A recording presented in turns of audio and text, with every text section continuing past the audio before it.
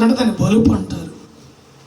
ఏమండి, హోదాని చాటి చెప్పుకోవటము అంటారు. ఒకడొక కారు కొంటే మరొక కంపెనీ కారు కొంటాడు. ఒకడొక రకం ఇల్లు వినండి నా మాటలు. ఒకడు ఒక 2 స్టేర్లు నా ఇల్లు కట్టి చూపిస్తే, ఒక 50 లక్షల ఇల్లు కట్టి చూపిస్తే, మరొకడు 1 కోటి రూపాయలు ఇల్లు కట్టి చూపిస్తున్నాడు. ఒకడు ఒక 50 లక్షలు సంపాదిస్తే మరొకడు 1 కోటి రూపాయలు సంపాదించి నేను 1 కోటి రూపాయలు ధనవంతునని చెప్పి అందరికీ కనపరుచుకున్నాడు. ఒకడు 1 మైలు దూరం పరిగెత్తి నేను ఇంతవరకు విజయాన్ని సాధించానంటే, పరుగు పందెంలో మరొకడు 2 మైళ్ళు పరిగెత్తి గోల్డ్ మెడల్ సాధించుకున్నారు. ఇవన్నీ లోకపరంగా జరిగేటువంటి బలము. ఈరమ్మ తల్లి కొంచెం నా వైపు చూస్తే, నువ్వు ఎందుకంటే నిద్రపోతున్నావో లేకుంటే మెలుకున్నావో తెలియదు. కొంతమంది అయితే ఆ నిద్రపోయే వాళ్ళు కళ్ళు తెరిసే ఉంటారు, ఫుల్లుగా నిద్రపోతారు. ఎవరో కాదండి, నా మనవరాలే పండుకొని ఉంటుంది అమ్మాయి. నేను వీళ్ళ అమ్మాయి ఏం పేరు అంకిత అని పిలిచేలోపు అమ్మాయి కళ్ళు తెరిసే ఉంటుంది, నిద్రపోతే ఉంటుంది. అట్టానే నిద్రపోతుంటుంది, ఎంత కదిలిచ్చినా లేకపోతే నిద్రపోతుంటుంది. నేను అనుకుంటా మెలకు ఉందని అనుకుంటా, కాదు. కొంతమంది కళ్ళు తెరిచి నిద్రపోతారు, కొంతమంది కళ్ళు మూస్తేనే కునుకు పట్టింది, లేకుంటే కునుకు పట్టదు. నువ్వు కళ్ళు మూసావు, నిద్రపోతున్నావో తెలియదు, వాక్యం వింటున్నావో తెలియదు. తల్లారా, నేను చెప్పే మాట ఏంటంటే, దేవుని కృపను బట్టి బలం పొందుకోవాలి. ఎవరి కృపనండి? ఎవరి కృపని? దేవుని కృపను పొందుకుంటే మనం బలపరచబడతాం. ఇక్కడ దేవుని భక్తుడు చెబుతున్న మాట, క్రీస్తు యేసు నందున్న కృప చేత బలవంతుడు కమ్ము.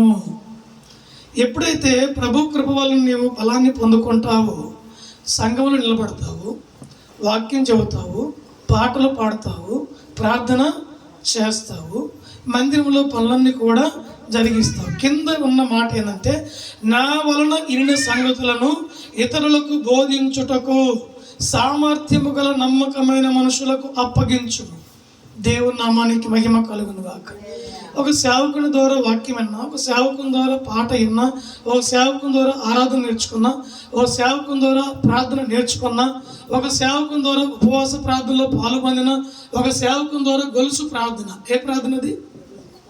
గొలుసు ప్రార్థన నేర్చుకున్నా, ఒక సేవకుని ద్వారా సంఘంలో ఏది నేర్చుకున్న వాటిని నీవు కనుపరిచి సంఘంలో జరిగించాలని వాక్యం తెలియపరుస్తుంది. నేను కూడా అలాగే విన్నాను, కన్నాను, అలాగే ప్రకటిస్తున్నాను. నాతో పాటు ఉన్నటువంటి ఒక పరిచారకుడు ఏం చెప్పాడంటే, యేసన్న పాట పాడతాడు, ఆరాధన చేస్తాడు, వాక్యం చదువుతాడు, ప్రార్థన జరిగిస్తాడు, ఆ వాక్యం చదువుతాడు, మందిరంలో పనులు కూడా అన్నీ చేస్తాడు. కానీ ఒక్కసారి దొడ్లు కడగమని చెప్పన్నా, ఆ అబ్బాయి అసలు కడగడు, చాలా మెయింటెనెన్స్ చేస్తాడు. అర్థమవుతుందా? మెయింటెనెన్స్ చేస్తాడు ఆ అబ్బాయి. చాలా అందకాడు, లేకుంటే గలీదిగా ఉన్న చోటికి వెళ్ళడం అని చెప్పి పితరులు చెప్పారు పాస్టర్ గారికి.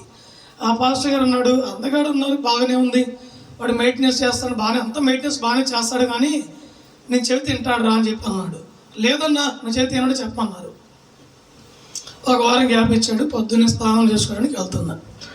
స్నానం చేసుకొని వచ్చినాక చెప్పడం బాగుండదని ముందే పిలిచి, బాబు ఈరోజు నీ డ్యూటీ ఏంటంటే అలా బలిపీఠం కడగటం, బలిపీఠం కడగటం. బలిపీఠం మీద ఉండేది బల్ల అంటారు. దీన్ని ఏమంటారు? ఇది బలిపీఠం కాదు, ఇది బలిపీఠం అనే భ్రమలో కొందరు ఉంటారు, తెలియని వాళ్ళు. నాకు వారితో సంబంధం లేదు. దీన్ని ఏమంటారు అంటే బల్ల అంటారు. ఓకేనా? కింద ఉండేది బలిపీఠం అంటారు. ఓకేనా? అర్థమవుతుందా? ఈ బల్లను తుడిచి బలిపీఠాన్ని శుభ్రంగా కడిగి నెక్స్ట్ పని ఏం చేస్తామంటే, వెళ్ళి 2 బాత్రూంలు కడిగి రమ్మన్నాడు. ఆ బాత్రూంలోకి వెళ్తేనే తల పగిలిపోద్ది. అది అందరిది, విశ్వాసులది, పరిచారకులు అందరిది, నో ప్రాబ్లం. అందరూ వచ్చి చూసుకుని వెళ్తుంటారు. అక్కడికి వెళ్ళమంటే ఇక నాకేం అర్థం కాక వెళ్తానన్నా. కానీ అక్కడికి వెళ్ళే ముందు కచ్చి తీసుకొని గట్టిగా మూతి కట్టుకొని, దాన్ని ఉంటారు కదా బ్రష్, ఆ బ్రష్ దాన్ని ఏమంటారు, క్లీన్ చేసేది ఆర్పిక్ పెనాలి ఉంటుంది కదా, అది తీసుకుని వెళ్ళి శుభ్రంగా 2 బాత్రూంలు కడిగి బయటకు వచ్చి ఊపిరి పిలిచా. ఈలో పాస్టర్ గారు వచ్చి అక్కడ కూర్చున్నాడు, కూర్చేసుకుని అయిపోయింది అన్నాడు. అయిపోయిందన్న రైట్. వెళ్ళి శుభ్రంగా స్నానం చేసుకొని, ఏ బలిపీఠం అయితే కడిగావో, ఏ బళ్ళైతే తుడిచావో అక్కడే నిలబడి ప్రార్థన ప్రారంభించుకున్నాడు. ఒక పని ఏమో ఏం పని, అది తక్కువ పని, అవమానకరమైన పని, అవునా? మరొక పని ఏమో ఘనపరిచే పని. అర్థమవుతున్నాయి ఇది మాటలు? అంటే సేవకులు కొన్ని సందర్భాల్లో పరీక్ష చేస్తారు. ఆ పరీక్షలో నువ్వు నిలబడి నెగ్గావనుకో ఉన్నతమైన స్థానాన్ని ఇస్తాడు. ఆ పనినే నాకు వద్దు, నేను చేయలేను, నా వల్ల వచ్చి పాడు అని పక్కన ఉన్నాను అనుకో, ఈ యోగ్యమైన పని మనకు దక్కదు. అక్కడ నిలబడే అర్హత మనకు రాదు. కాబట్టి తక్కువ పని చేయాలి, ఆ సమయంలో ఎక్కువ పని చేయాలి. తక్కువ పని చేయించేది దేవుడే, ఎక్కువ పని చేయించేది దేవుడే. అదే వరుసలో నేను అవమానపరిచేది దేవుడే, నేను ఘనపరిచేది కూడా దేవుడే. ఈ విషయాలు మీరు గుర్తుపెట్టుకోండి. నా వలన వినిన సంగతులను నీవు ఇతరులకు బోధించే విషయంలో ఈరమ్మ ఉంది, చెబుతున్నాను అనుకోండి. ఇప్పుడు ఈరమ్మ పెద్ద వయసు, అనుభవం ఉంది.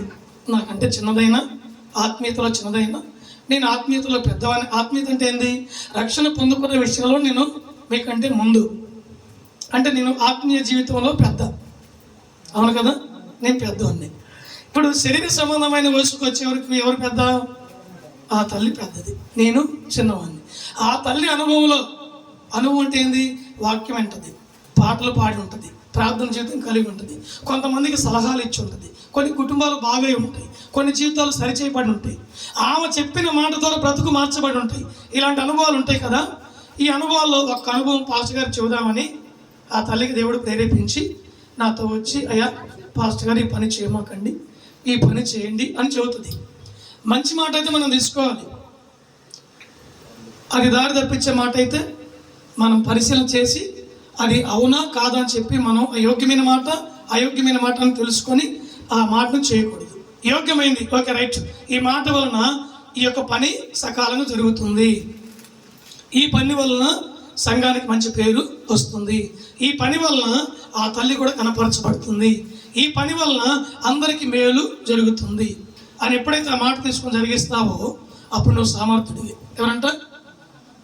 ఇప్పుడు సేవకుని సలహాను తీసుకున్నావు, సంఘములో సీనియర్ విశ్వాసి సలహాను తీసుకున్నావు, సంఘములో సంఘ పెద్ద సలహా తీసుకున్నాము. ఇప్పుడు ఈ 3 సలహాలు తీసుకొని జరిగించాము.